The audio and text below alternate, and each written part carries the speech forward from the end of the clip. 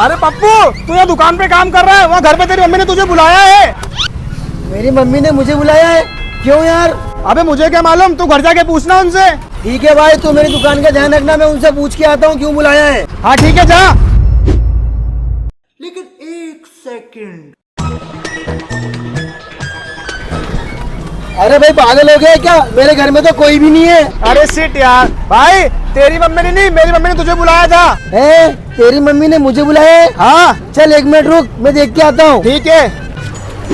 अरे देवा, ये गड़बड़ है बाबा।